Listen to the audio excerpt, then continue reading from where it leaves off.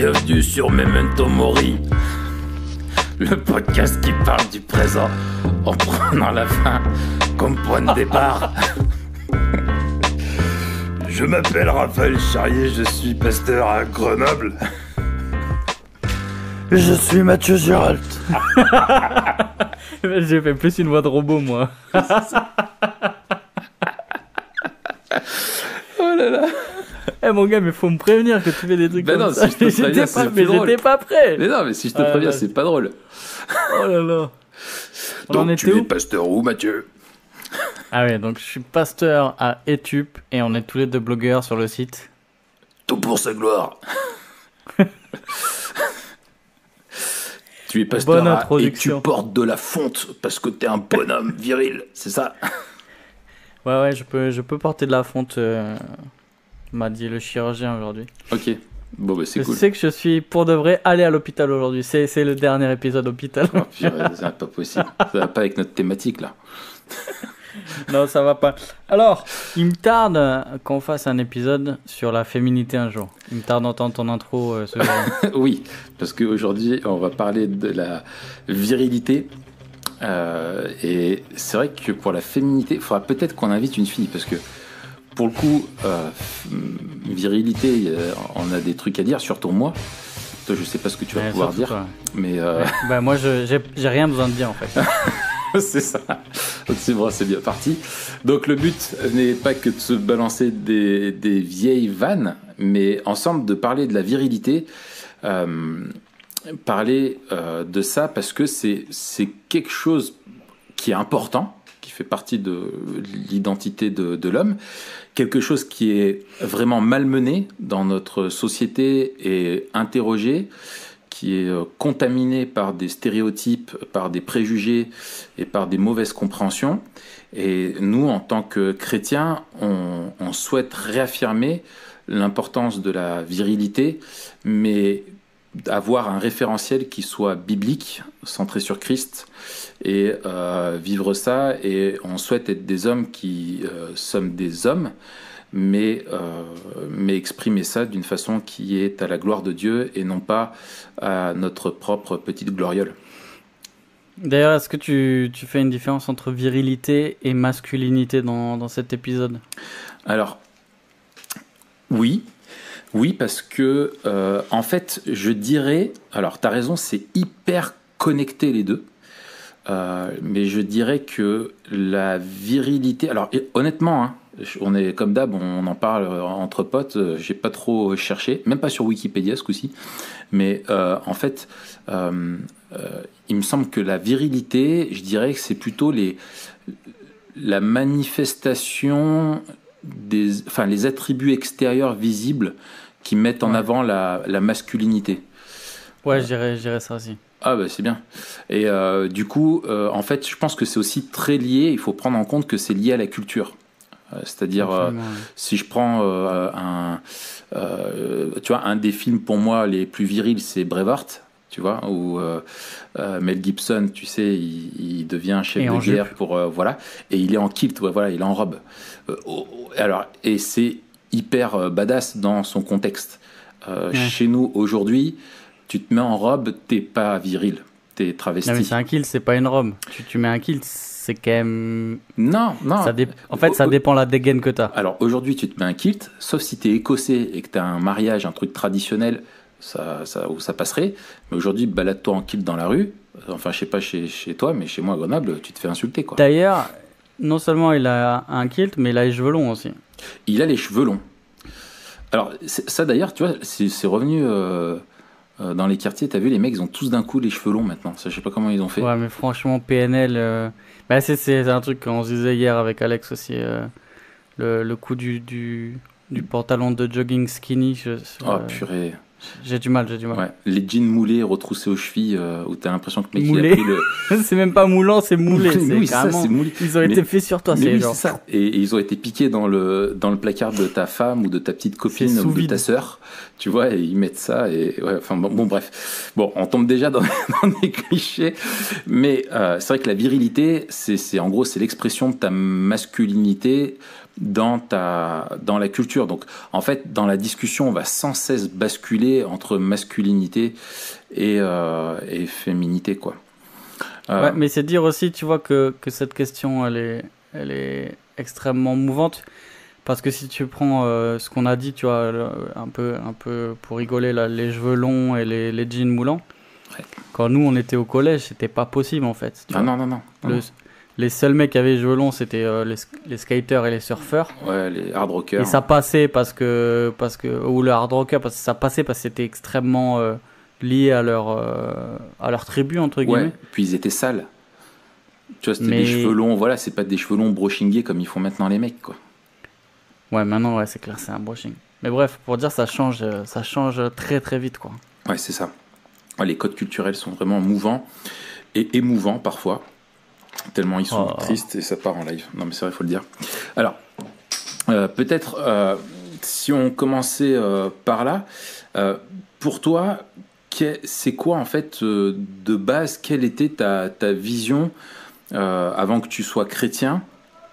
Et quand tu regardes le monde autour de toi, un peu en analyse, c'est quoi la vision de la virilité et de la masculinité, parce que les deux sont liés, qui est véhiculée?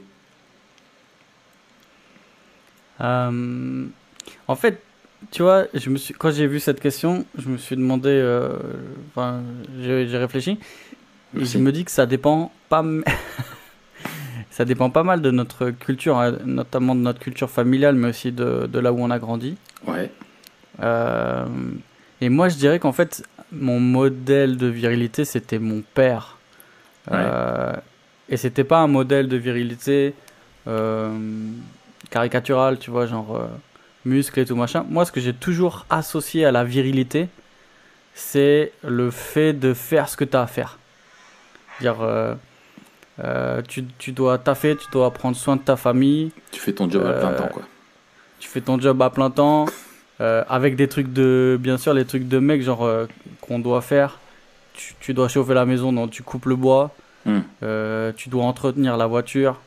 Tu dois faire les trucs que tu as à faire, tu vois. Mais c'était d'abord lié pas à l'image de l'homme en tant que lui-même, mais plutôt à la fonction de l'homme, pour moi, la virilité. D'accord. Et j'avais pas un délire, je sais pas, gros muscles ou bourrin ou quoi, mais c'est juste peut-être plus un truc lié à l'honneur, tu vois ce que je veux dire, un truc plutôt old school. C'est quoi un homme? C'est un mec qui a de l'honneur, qui tient sa parole et qui fait ce qu'il a à faire. Ouais. Et toi? Bah, moi, pareil, un peu, je te rejoins là-dessus. Mon père aussi m'a transmis pas mal ça. En plus, c'était, pour le coup, il était assez costaud. Et c'était, tâter les muscles de son père, tu vois. Et mon père, c'est le plus fort. Et un jour, il m'a raconté une bagarre qu'il a eue, etc. Enfin, tu vois, il y avait ce côté-là quand même assez physique. Et le côté aussi du côté travail, du côté faire des choses difficiles. Ne pas renoncer à ça et voilà. Moi j'ai été quand même très très marqué par la culture parce que je regardais énormément la télé et quand j'étais petit, pour moi être un homme, c'était être Vegeta ou Sangoku, quoi, tu vois. C'était mes héros, tu vois, ou les chevaliers du Zodiaque, ou enfin tu vois, tous ces, il y a toujours eu en fait pour moi un côté très lié à la notion martiale, militaire. C'est pas pour rien qu'à 17 ans je suis parti à l'armée, quoi. Il y avait vraiment ce côté-là de dire t'es un homme, tu dois faire ce qu'il y a de plus dur pour un homme, c'est tu dois savoir te battre.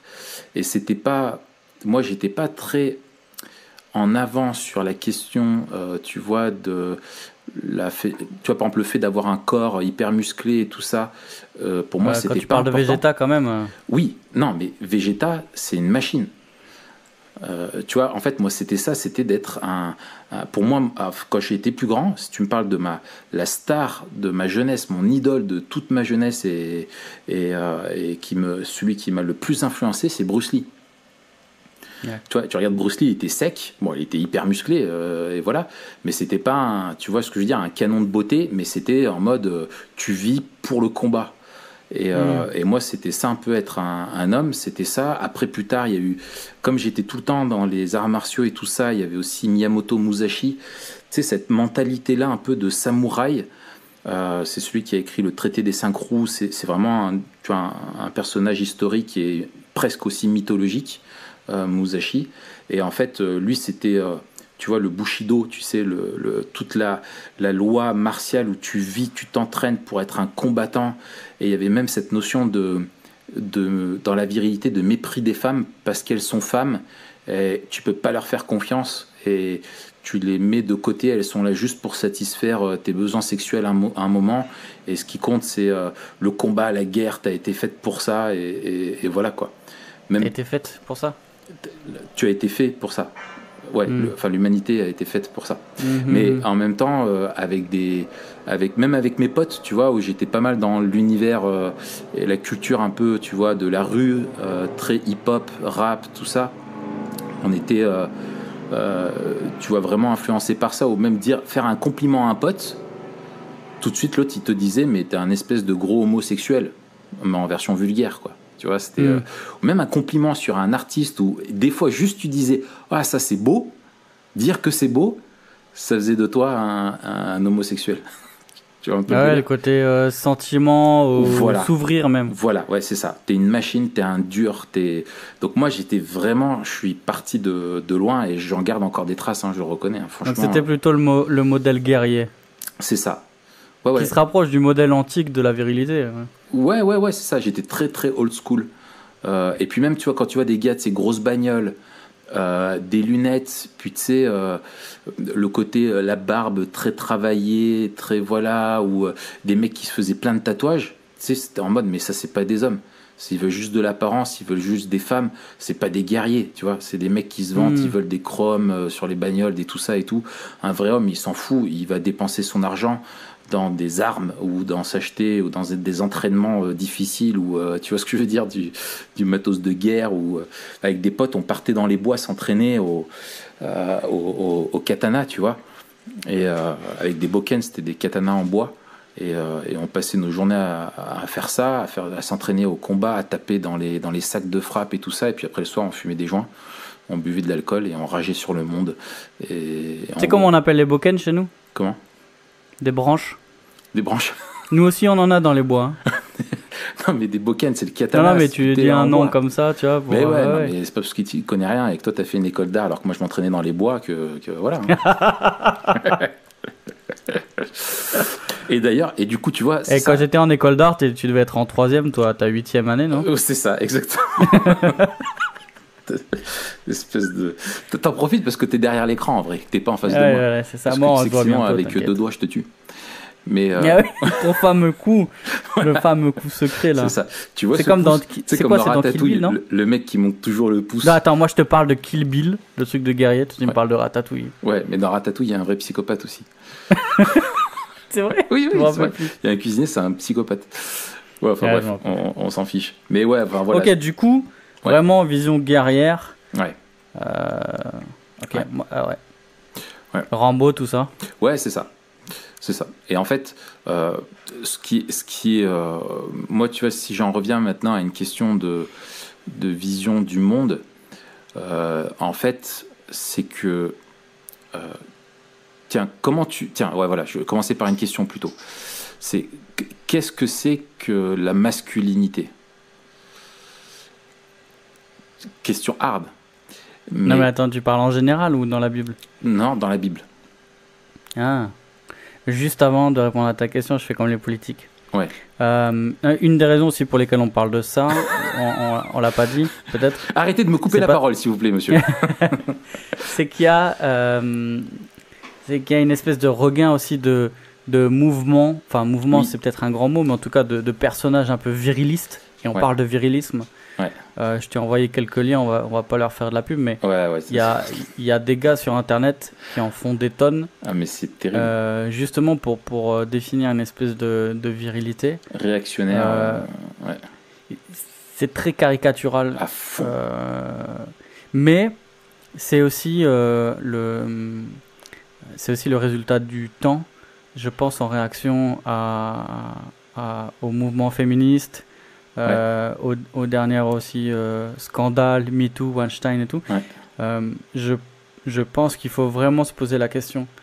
justement comme on le fait aujourd'hui, d'une virilité et d'une masculinité définie selon la Bible, parce qu'on est tellement influencé par notre culture que j'ai peur que même dans l'église, en fait, on tombe dans des schémas qui sont plus le fruit de la culture que de la Bible. Et tu vois, je réfléchissais à ça et puis finalement, je me disais, mais qu'est-ce que j'entends par virilité, masculinité? Et en fait, tout ce qui me venait à la tête en premier, c'était quand même des trucs super culturels, tu vois. Mais grave. Et je me dis, est-ce que ça veut dire qu'un mec qui fait pas ça, il est pas viril? Ouais. Déjà, moi, je fais pas la moitié de ce que je considère comme être des trucs virils, tu vois. Ouais, mais t'as une moustache, tu compenses avec ça. Moi, je compense avec la moustache, je mets tout dans la moustache. Freddie Mercury aussi compensait avec la moustache. Ah, tu m'as tué. Mais tu vois, pourquoi je dis ça? Parce que il y a quelques années, je sais pas si tu avais vu ou si tu t'en souviens, il y avait une espèce de mouvement, et je sais que des figures comme Mark Driscoll aussi étaient un peu... oui. Tu vois, ce pasteur américain. Ouais, alors depuis, il a fait une pause et depuis, il est revenu. Celui qui avait donc, il était dans Acte 29, je crois même qu'il était président d'Acte 29, président de Mars Hill. Ils avaient des campus et tout. Et bref, et lui, il avait une espèce de surmasculinité, enfin, un truc. Il en parlait aussi dans ces termes. Et à l'époque aussi, il y avait tout un mouvement autour des sports de combat et où il faisait un peu l'apologie des sports de combat en disant mais si Jésus vivait aujourd'hui, il ferait du MMA ou des machins comme ça, tu vois. Tends l'autre joue, vas-y, je te dis, tends l'autre joue, pas. Et j'étais tombé sur des articles genre Jésus n'est pas un combattant de MMA ou des machins comme ça, parce qu'il y avait tout un mouvement en fait qui était tombé dans ce délire-là. Ah ouais, bon, c'est outre-Atlantique. Hein. La question de la masculinité dans la Bible, c'était ta question tout à l'heure. Ouais. Alors, vas-y. Je dirais, tu devrais écouter le mail qu'on a reçu qui dit d'arrêter de m'interrompre. Ah ouais. Je l'ai imprimé, je l'ai encadré d'ailleurs. Ah bon? Je l'ai mis. Non. En fait, ce qui est étonnant dans la Bible, ce qui est étonnant, c'est grave, c'est qu'il y a assez peu de description de ce que devrait être un homme tel que nous on l'entend quand on parle de virilité. C'est pour ça qu'il faut se détacher des constructions culturelles ou des idées qui nous viennent en premier à l'esprit, parce que je crois pas que si on regarde la Bible et on se demande qu'est-ce qu'est un homme en reprenant les catégories culturelles de la virilité, notamment de tout ce qui est l'apparence de ce qu'un homme doit paraître, tu vois, pour être ou pour paraître un homme, on trouvera pas grand chose.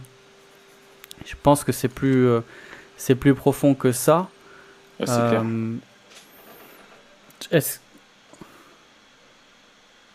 Je pense que le plus souvent la masculinité, elle est déjà définie en rapport avec la féminité, ou plutôt l'homme est défini en rapport avec la femme. Et que justement un déséquilibre ça va creuser tout le temps l'écart qu'il y a entre l'homme et la femme. Et je pense qu'un défaut d'une vision biblique de la masculinité portera toujours atteinte à la vision biblique de la féminité et va toujours nuire à la femme en fait. Excellent. Donc si on ne sait pas ce que c'est un homme, ça va faire du mal aux femmes. Et vice versa.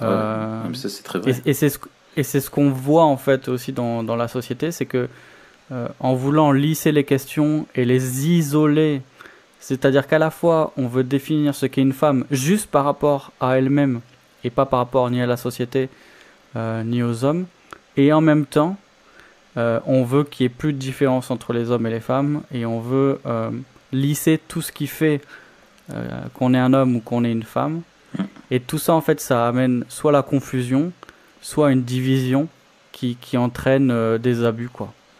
Donc le point de départ, je dirais que c'est de définir la masculinité en rapport avec la féminité. Et bon, il faut revenir à la création, il faut revenir en réaffirmant avec force l'égalité de valeur entre l'homme et la femme. Ça doit être le point de départ et vraiment le cadre qui guide toutes nos conversations. L'homme et la femme ont été créés différents, même sexuellement, hein, mâle et femelle, mais les deux égaux. Et ça, on doit vraiment l'affirmer avec force. Ouais. Moi, pour compléter ce que tu dis, c'est hyper important. En fait, pour moi, là où il y a vraiment un schisme, c'est que le monde te dit homme ou femme, tu le deviens. C'est vraiment existentialiste. C'est vraiment ce qu'on dit aujourd'hui, tu vois. Dans les débats du genre, on dit aujourd'hui, bah voilà, en gros, tu nais neutre. C'est pas parce que tu nais avec un physique mâle ou femelle que tu es dans ton identité psychologique mâle ou femelle. C'est quelque chose que tu dois construire au travers de tes relations avec les autres et ton rapport à toi-même. C'était Simone de Beauvoir, je me souviens, je suis retombé là-dessus il y a pas longtemps et ça m'a fait vraiment tilter, où elle disait on ne naît pas femme, on le devient. Je sais pas si tu connais, c'est assez célèbre. Ouais. Et en fait, c'est ça. C'est en gros, le monde te dit, bah voilà, tu dois devenir être un homme. C'est l'injonction, sois un homme. Et avec les réactions que certains peuvent avoir là-dessus, tu vois, en disant, faut rejeter ça, je choisis ce que je veux être, etc. Et la Bible, en fait, moi, si je devais décrire la masculinité comme la féminité, je dirais, avant toute chose, c'est un don. C'est que tu es créé homme, tu es créé femme, tu es créé masculin, tu es créé féminin. Et donc en fait, t'as pas à devenir ce que tu es déjà, tu l'es, tu es un homme. Et donc la masculinité, vraiment, moi je le vois comme ça, vraiment, et comme ayant été donné par Dieu à l'homme, si on reste dans le cadre de la masculinité, pour simplement remplir les missions que Dieu lui a données dans le cadre du mandat culturel, c'est-à-dire avoir ce rôle de leadership, de travailleur, de retransmission, de pédagogue pour les autres générations, tu retrouves ça qu'il a donné à Adam, c'est ce côté un petit peu comme mission en tant qu'homme qui devait après transmettre à sa femme, c'est ce côté un peu conquérant. Tu vois, remplir le monde, tu vois, de la gloire de Dieu, cultiver le jardin jusqu'aux extrémités de la terre, tu vois. Il y avait ce côté un petit peu d'aventurier où il partait, et puis en même temps de protéger, tu vois, de veiller sur le jardin, sur Ève, etc. Et donc ça, tu vois, c'est des dons que Dieu nous a fait et qui sont... Et alors moi, je suis sensible à ça, c'est que Dieu l'a donné, ce don-là, pour qu'il soit retransmis aussi de génération en génération. C'est-à-dire que, tu vois, en fait, quand tu es homme, après quand tu deviens père, tu dois transmettre à tes enfants, alors à ton fils, tu dois lui transmettre vraiment que la masculinité, elle n'est pas faite pour être autosuffisante, mais elle est faite pour être complétée, notamment de la féminité, et qu'elle est dépendante pour se construire du regard de Dieu et d'être conforme à Dieu, et aussi pour l'éduquer à être un homme comme il doit être, et en même temps, pour une fille, si tu es père et que tu as une fille, de transmettre à ta fille ce qu'elle doit attendre et rechercher chez un homme, tu vois, en tant que valeur, je veux dire. Et en gros, souvent notre société se demande si on est des hommes à la hauteur. Et en fait, oui, en fait, si tu es un homme, tu es à la hauteur, c'est un don de Dieu, tu es un homme.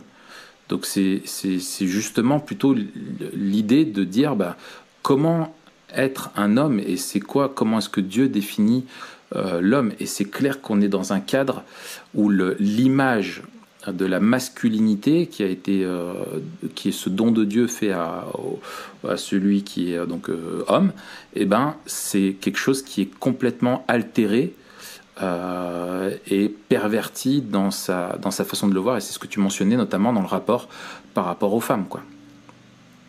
Absolument, et je pense que c'est aussi, alors là je vais un peu loin, mais c'est je pense un peu l'impasse des mouvements égalitariens qui ne reconnaissent aucune différence dans les rôles de l'homme et de la femme, et qui rejoignent un peu la conception culturelle contemporaine, en fait, qu'il n'y a aucune distinction ni de valeur, ça on est d'accord et on le rappelle, mais non plus dans les rôles entre les hommes et les femmes. Alors qu'il me semble que justement, ce qui fait pleinement une femme et ce qui fait pleinement un homme dans la Bible, c'est dans le rôle qu'ils jouent, tous les deux, l'un envers l'autre et tous les deux devant Dieu. Et je suis d'accord avec toi que on a tendance à vouloir exposer la virilité et souvent au détriment des valeurs. C'est ça. Et c'est ça. C'est terrible parce que le plus souvent, j'ai l'impression que plus un mec pense ou montre qu'il est un mec, et moins en fait il remplit son rôle d'homme, tu vois. Mais c'est ça, mon gars. Tout à fait. En fait, c'est une virilité de surface, quoi. C'est une masculinité qui est dépourvue de ce qui en fait vraiment la source, quoi. Et je pense que tu as beaucoup d'hommes en réalité qui sont dans une espèce de surcompensation de ce qu'est être un homme, parce que au fond d'eux, ils sont dans ce paradigme de dire je dois me construire ma masculinité, et est-ce que j'ai ce qu'il faut, est-ce que je serai assez fort, etc., etc. Et tant que tu sais pas que tu es un homme, que tu es réellement homme à cause du don de Dieu, tu fais tout pour surcompenser ça. Et en fait, t'en as qui tombent, ou sinon dans une espèce de démission, c'est l'autre pendant, c'est qui sont, comme disait Mike Evans, il y a plus d'omelettes que d'hommes, et qu'il manque d'hommes, tu vois, où tu as des hommes qui sont vraiment dans la démission de leur rôle d'homme et de la masculinité, ou même dans leur rôle d'homme dans l'église, dans la famille, et c'est vraiment une grande souffrance pour les femmes, et pour eux-mêmes aussi, et ils sont dans une espèce de contrefaçon de création, tu vois, de ce qu'est un homme, d'homme utilitariste, tu vois, mercenaire, matérialiste, etc. Et en fait, il multiplie les facettes visuelles, tu vois, donc les attributs extérieurs de ce qu'est un homme, soi-disant, tu vois, avec tout ce que ça peut représenter, certains, alors qu'en fait, en vrai, il refuse le combat, quoi. Tu vois, il refuse d'assumer les responsabilités intérieures et celles qui viennent vraiment de la mission que Dieu nous a donnée, quoi. Et il n'y a rien de plus destructeur à un homme que de lui dire t'es pas un homme.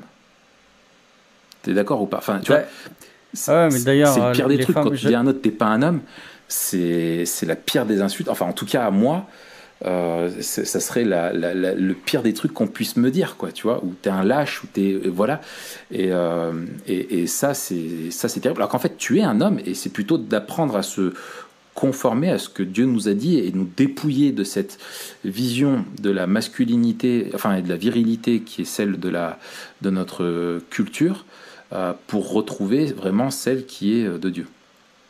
Mais c'est un levier qui a été utilisé aussi au niveau culturel. On visitait, je sais plus quand c'était, je sais plus où c'était. C'était un musée sur la Première Guerre mondiale. Ouais. Et les hommes qui n'étaient pas allés au combat, dans la rue, des jeunes femmes, dès qu'ils les croisaient, épinglaient une fleur blanche, je sais plus laquelle il s'agit, mais c'était pour leur signifier tout leur mépris, parce qu'ils avaient voulu échapper à leur devoir. Ouais. Et c'était vraiment la manifestation de ça, de ce que tu dis. Ouais, t'es pas un homme, t'aurais dû être au combat. Il y en a qui sont en train de se battre pour nous, et toi tu préfères ne pas y aller. Et donc il y avait ce truc-là. Et ça me rappelle aussi un sketch sur lequel je suis tombé là, d'une humoriste, une jeune humoriste. Et c'est exactement ce que tu disais.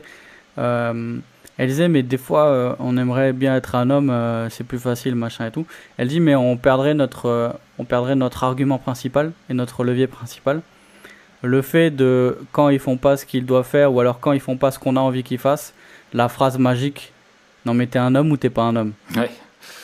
Tu vois, c'est ça. Le truc qui va faire que, genre, sois un homme, tu vois. La petite phrase qui fait que tu vas te bouger. Et je pense que parfois, c'est salutaire, en fait. Tu vois, qu'on nous rappelle qu'on a des responsabilités à remplir.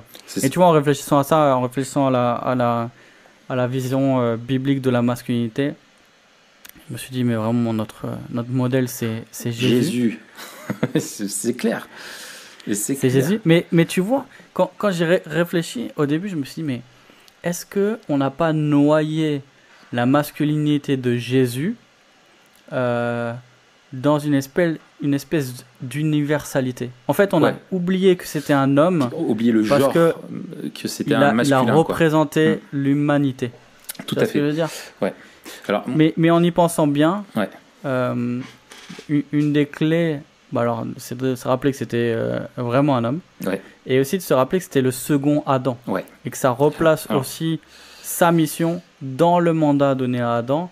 Et je veux dire, le premier homme était presque le plus homme des hommes, puisqu'à un moment donné, il n'y avait même pas de femme en face de lui.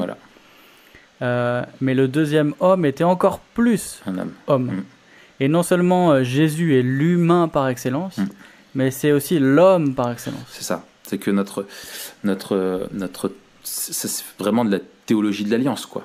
La tête fédérale de l'humanité déchue, c'est Adam, un Adam qui est déchu et qui a failli aussi dans son rôle de masculin, dans le fait de remplir les missions que Dieu lui avait données, et on est tous impactés par ça, et que Jésus, lui, en tant que second Adam, est venu révéler vraiment aussi ce qu'est la masculinité, l'autorité, parce que si Dieu s'est incarné en homme et pas en femme, c'est pas non plus un hasard. La cause de la chute, vraiment dans le décret de Dieu, c'est intéressant de voir comment le Nouveau Testament, à chaque fois, notamment Paul dans Romains, dit que c'est à cause de la chute d'Adam que le monde est entré, que le péché est entré dans le monde, et ainsi que la mort. Et il dit pas c'est à cause de la chute d'Ève, mais c'est vraiment la responsabilité était donnée à Adam, et c'était lui qui était le garant de ça, de notre obéissance devant Dieu et notre représentant. Et en lui, on a tous chuté. Et en s'incarnant, Jésus montre un modèle d'homme et de l'autorité que devrait exercer l'homme sur la création dans tous les rapports, quoi. Et Jésus, c'est ce que je disais il y a quelque temps là dans une prédication, j'en ai fait un article, je pense que je le mettrai là sur le rôle du mari et de la femme dans le couple. Donc on est propre à la question dans le cadre du couple, mais en fait Jésus, ça a été l'homme le plus si je disais Jésus, c'est le bonhomme, le plus bonhomme qui ait jamais eu, quoi. Et en fait il a été tout ce qu'aurait dû être Adam, et Jésus dans sa masculinité défendait les faibles, honorait les femmes et les enfants, il défendait les intérêts de Dieu et non pas les siens. Il vivait pour une mission qui le dépassait, il était prêt à sacrifier sa vie pour ça, pour sauver les autres. C'était pas un lâche, il était vraiment courageux quand il fallait, il était doux quand il fallait. Et si un homme aujourd'hui veut savoir c'est quoi un homme viril, le seul repère ultime, c'est celui de Jésus, quoi. Absolument. Et je pense que l'image de Jésus a souffert aussi de l'imagerie culturelle. Tu vois, un Jésus tout mou, tout mielleux, etc. Et on a oublié la force de caractère, l'abnégation, le courage, la consécration, l'engagement. Il a fait le job. Pour moi, ça, comme tu disais, ça c'est un terme, tu vois, l'engagement. C'est vraiment quelque chose qui définit ce qu'est être un homme. C'est celui qui s'engage, qui s'est engagé à remplir sa mission. Et vraiment, en Jésus, on a l'exemple parfait qui transcende non seulement les cultures, les attentes aussi, et surtout qui désarme toutes les conceptions qui sont liées au péché. Et je pense que, comme je disais tout à l'heure, très facilement, dès qu'on tombe dans des définitions qui ont plus à faire à la culture et au péché, on creuse l'écart et on tombe dans l'excès. J'ai lu que souvent les deux excès de la virilité, c'était soit un excès en trop, et donc on reprochait aux hommes d'être trop violents, de tomber dans des excès comme ils étaient vulgaires, ils étaient abusifs, etc. Ou l'excès inverse, qui était qu'ils se soustrayaient à leurs devoirs, ou alors on parlait d'effémination, etc. Mais je pense que quand on définit la masculinité ou la virilité juste soit par la culture, soit par les images qu'on a qui ont plus affaire à notre instinct pécheur ou à notre nature pécheresse qu'à la définition biblique, on va tomber forcément dans l'un ou l'autre. Parce que soit on va dire il n'y a aucune définition transcendante. Oui. Transcendante de l'homme. Immuable. Soit, tu vois, et on tombe dans un truc soit ultra culturel, soit ultra égoïste. Et on tombe dans des excès comme ça, quoi. C'est ça. C'est être un homme, c'est pas avoir des tatouages, des gros bras et mépriser les femmes, c'est essayer de chercher à ressembler à Jésus, quoi. Et justement, je trouve que ça nous amène à la dernière question, c'est qu'est-ce que ça veut dire pour nous, en tant que chrétiens aujourd'hui, être un homme viril. Moi, me concernant, je sais que, et c'est vraiment, moi, si j'ai quelque chose à faire passer, c'est ça, c'est, en gros, les hommes se préoccupent trop, comme les femmes d'ailleurs, de ce que la société attend d'elles et d'eux, dans leur comportement pour définir ce qu'ils doivent être, avec tout ce qu'il y a autour de nous comme clichés, comme injonctions, etc., auxquels on doit se conformer pour se sentir bien dans sa peau. Et en fait, au lieu de chercher à savoir ce que la société attend d'un homme, il faut savoir ce que Dieu attend d'un homme, comme ce que Dieu attend d'une femme. Aurélie Bricot, elle a écrit un super article là-dessus. Et en fait, pour moi, c'est ça, c'est que on ne doit pas avant tout regarder autour de nous, mais regarder en fait dans les Écritures, au modèle de Jésus, pour pouvoir recouvrir une masculinité qui est biblique et qui va pouvoir confronter les clichés et même, je crois, grâce à la grâce commune et au témoignage de la vérité, rend un excellent témoignage. Et moi, je le vois dans une discussion que j'ai eue il n'y a pas longtemps où il y avait quelqu'un qui se plaignait de la masculinité des hommes, une femme avec qui je discutais, une voisine. Et en fait, je me suis rendu compte que tout ce qu'elle dépeignait, c'était le péché, tu vois, que les hommes commettent. C'est pas la masculinité en elle-même. Et en fait, finalement, par l'œuvre de la rédemption, le chrétien doit tendre à être le plus masculin des hommes, tu vois. On est... et je rebondis. Vas-y. Je pense que une de nos missions en tant que pasteur, en tant que responsable, en tant que grand frère aussi dans la foi, c'est d'aider les hommes plus jeunes et même les garçons ou les adolescents à justement définir une masculinité qui soit profondément biblique. Parce que souvent, je pense qu'il est trop tard, tu vois. C'est ça. Qu'on a une défaillance, soit d'un côté, soit de l'autre. Et après, on a des dégâts dans les familles, quoi. Ça se joue dès la petite enfance, t'as raison. Moi, je vois avec mon fils Sam, on a un petit rituel, tu vois. C'est que à chaque fois, je lui pose la question, je lui dis, mais quand on fait des choses difficiles, entre hommes, je lui dis, pourquoi est-ce qu'on doit faire cette chose qui est difficile? Et maintenant, il a compris. Alors, tu vas me dire, c'est de l'endoctrinement. Mais il a compris la réponse que j'attends. C'est, on fait des choses difficiles pour devenir fort et courageux. Et alors ça, je le dis, tu vois, en fait, on a inventé ça entre lui et moi. Enfin, je lui ai proposé ça quand on faisait une randonnée un jour.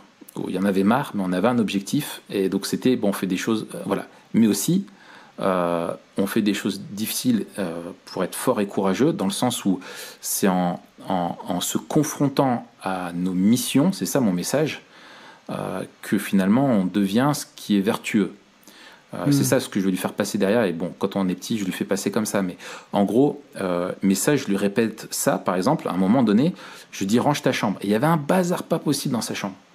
Et je lui dis, Samuel, comment est-ce qu'on devient fort et courageux en faisant des choses difficiles? Et ranger sa chambre quand on n'a pas envie, c'est vraiment difficile. Mais c'est comme ça qu'on se forge le caractère. Tu vois, c'est en faisant vraiment les missions que l'ordre attend de nous. Et quand je parle de l'ordre, je parle de la volonté de Dieu, tu vois. C'est en cherchant à répondre à l'autorité de Dieu qu'on apprend à devenir loyal, qu'on apprend à devenir engagé, comme tu disais, qu'on apprend à faire face aux dangers, qu'on apprend à l'intégrité, à porter nos responsabilités, etc. Et c'est ça qui doit nous rendre virils. Et quand on assume ces choses-là, c'est notre virilité, elle doit porter ces marques-là, c'est-à-dire d'hommes et des femmes qui se font confiance, enfin en tout cas d'hommes, pardon, pas d'hommes et de femmes, mais d'hommes qui font confiance à Dieu pour suivre le modèle de Jésus. Et le dernier truc que je voudrais dire là-dessus, c'est qu'en fait, on a besoin, quand on revient à Jésus, pour être un homme viril, on a besoin de la vie de Jésus, de son modèle, mais on a aussi besoin de sa mort. Et on a besoin de sa résurrection, dans le sens où, en fait, Jésus n'est pas juste un modèle qu'on doit imiter, mais il est celui qui est mort pour nous racheter de notre masculinité vécue selon la chute, et qui rachète par la vie nouvelle qu'il met en nous, et qui nous rend capable de vivre une nouvelle humanité. Et en fait, c'est un homme viril, c'est avant tout un homme qui s'est s'humilier devant la croix, qui s'est se laisser façonner par Dieu, qui se fait briser, qui se met au service de sa femme, qui se met au service des plus faibles, qui se met au service de son Église, qui est prêt à se mettre en danger pour des questions de justice, de vérité, d'amour de l'autre, et qui fait face à ses responsabilités, quoi. Amen. On a besoin de la mort de Christ, on a besoin de la résurrection de Christ, on a aussi besoin de l'esprit de Christ. Et un homme viril aussi, c'est celui qui déploie le fruit de l'esprit. Fruit de l'esprit qui est commun à tous les chrétiens. Mais je pense que sans lui, dans ce que Dieu nous demande en tant qu'homme, on ne peut pas le remplir. Notamment la question de la maîtrise de soi. Je pense qu'en termes de virilité, ça c'est un des aspects dont on a vraiment besoin. La douceur, mon gars. Le fruit de l'esprit, c'est la douceur. C'est pas un fruit féminin, c'est un fruit masculin. Et d'ailleurs, je t'ai déjà dit que je te trouvais super sympa. Là, c'est pas la douceur, c'est de la flatterie. Et par contre, c'est un péché. Ah, mince. Je me suis planté. J'ai encore des progrès à faire. Ouais, c'est ça. Et un truc auquel je pensais aussi juste avant de conclure avec ma définition de l'homme viril, qui sera à peu près la même que toi. Vas-y. C'est que on pourrait penser être un peu découragé quand on lit la parole et qu'on creuse cette question, de voir surtout des définitions liées à aux hommes mariés.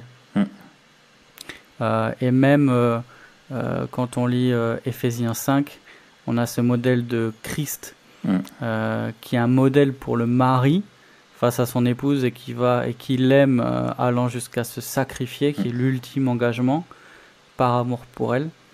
Mais il ne faut pas oublier aussi que Jésus, le modèle de la virilité par excellence, a vécu sur terre une vie de célibataire. Et que ça doit aussi être un engagement profond pour nos frères qui sont célibataires, à ne pas croire qu'il faut attendre d'être marié pour être viril. Amen. Et qu'il ne faut pas non plus surjouer le rapport aux femmes en étant célibataire pour être viril. Il y a une virilité qui se joue dans l'intégrité d'une vie devant Dieu, et on a l'exemple parfait en Jésus-Christ.